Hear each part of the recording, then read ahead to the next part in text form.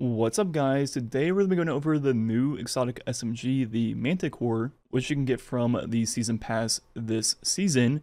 And a lot of people's first impression is that this thing kind of just sucks in PvE, and I'm not quite sure they are wrong, but I went ahead and grinded out the catalyst just to see with the full picture if it was worth using or not in PvE. And that will be what we're going over in this video. First off, everything about the weapon, and just talking about, is it really worth your time?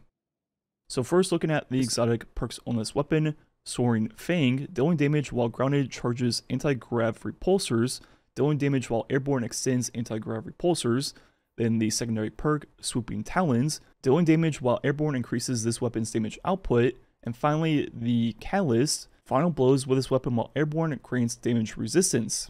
So jumping straight into the game, looking at how all this works, with this weapon you're going to have a battery in your buff bar, where it says anti-grav repulsor, and as you do damage with the weapon, it will charge up. One full mag does roughly like 33%, and I tested if the amount of damage you do matters, so all body shots versus all headshots, or even like doing damage from very far away, and it seems to always give that 33-ish%, so no difference there.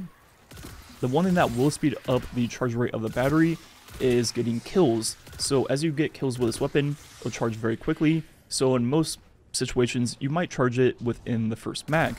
But once you have any amount of charge, what you can do is once you jump into the air and do damage with a weapon, it will then start to float for almost 2.5-ish seconds.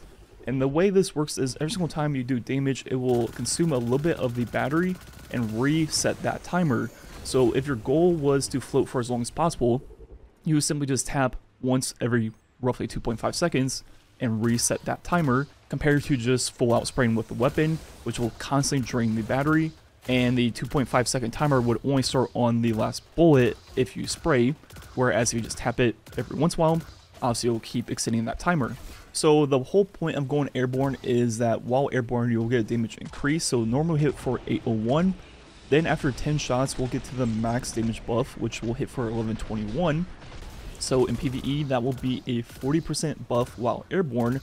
One thing that is cool about this buff is that it remains active as long as you're airborne. So once you get the 10 shots in to get to the max 40%, as long as you stay airborne and don't touch the ground, you will always have that 40% buff. So even if you let the anti-grav repulsor let you drop and reactivate it before you hit the ground, you still have the 40%. Then the catalyst of this weapon, final blows with this weapon while airborne grants damage resistance. So as you see, it's going to be resist times 3 for 5 seconds, and unlike the damage buff, you can touch the ground and it obviously won't go away. You just have to be airborne to reset the timer. And according to a spreadsheet I found, as long as it hasn't changed or been nerfed recently, resist times 3 should be a 40% damage resistance. And if you're like me, you probably run tier 10 Resil, which is also 40%, along with the occasional thing on your chest piece, which will further give you more damage resist versus different things. And the way damage resist works in this game is going to be similar to buffs and debuffs, how everything stacks and multiplies against each other. But since this is damage reduction, instead of working in your favor the more you stack, it's going to be diminishing returns. And the way to calculate this is more so look at the damage that you're going to be taking. So if you have one 40% damage resist, you're going to be taking 60% of the original damage. So when you stack two of them, what you can do is take 60% times 60%. So what we can do is this 0.6 times 0.6, which equals 0.36. And that will be the damage you'll be receiving. So all you have to do is take 1 minus that number, which will be 64. And that is now your new total damage resistance. So as you see, when you combine two 40% DRs, the second one is actually only roughly 24%. So now that we know how everything works on this weapon, is it good?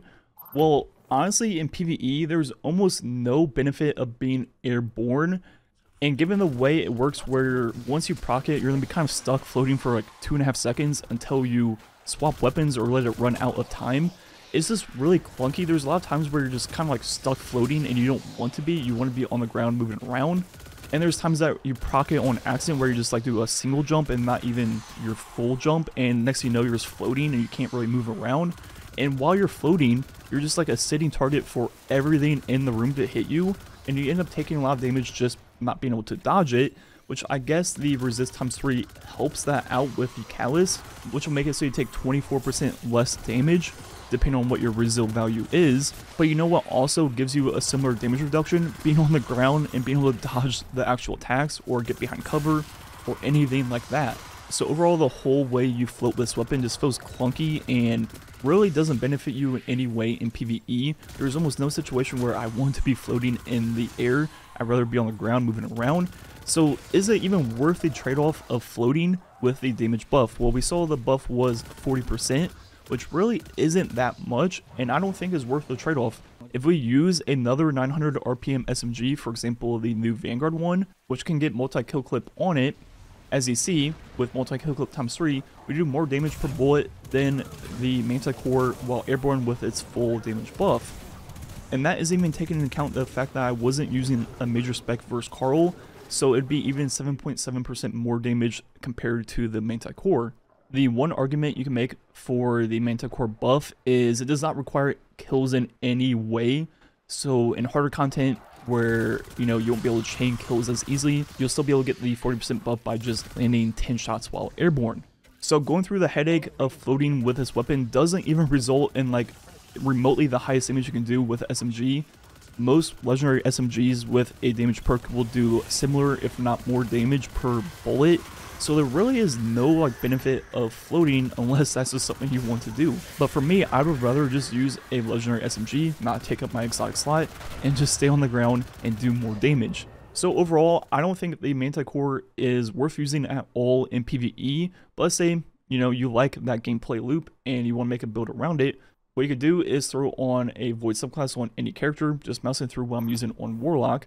The main thing I'll be using in the tree will be the Echo of Instability to give my SMG volatile rounds when I get grenade final blows. And if we look at the mods I'll be using, they're going to be pretty generic. First with Bountiful Wells, Seeking Wells, then Elemental Ordnance, Font of Might, and finally Will of Tenacity. This will be yet another damage resistance. And the whole point of this build is just to give the SMG volatile rounds, which makes it a little bit better for Ackler. And honestly, you could do this build with any Void SMG or Void primary in the game and kind of have the same result. So while this build does make this weapon better, it's not because of the weapon, it's more so just the Void subclass, right? So this is something you could use if you wanted to make this scene kind of worth your time. And you know what also doesn't work with this while airborne?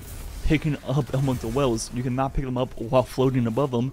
The Seeking Wells will at least make them follow you around. That way when you do eventually land on the ground, they should be right underneath you for you to pick them up. But once again, while airborne, you can't even really use a big portion of the build. So instead, you could try to build into the whole airborne part of this weapon. And there's not too many things that benefit from being airborne in the game. We have the Wings of Sacred Dawn, which if you read this entire paragraph of what it says, it does the same thing that the SMG does, right? It allows you to stay airborne, gives you better accuracy, and grants you a damage resistance, which will stack with the other things. But once again, once you multiply them all together, it's not going to be that much more. I think it's like 5% more DR. And overall, this exotic and the SMG literally do the same thing. So having them both on at the same time does not change anything with the way it works. Another thing you could try to build into would be Heat Rises, which will allow you to glide for longer, and all the final blows while airborne will give you melee energy. You could try to pair that with some bracers or something like that.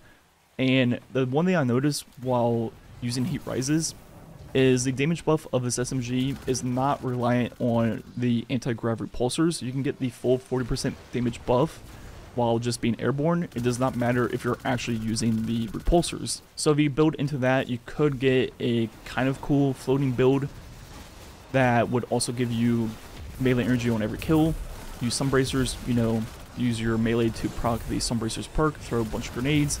But I think that combo can be done even without using your primary or any weapons at all. Just simply the grenade kills while airborne will give you enough melee energy to then do it again.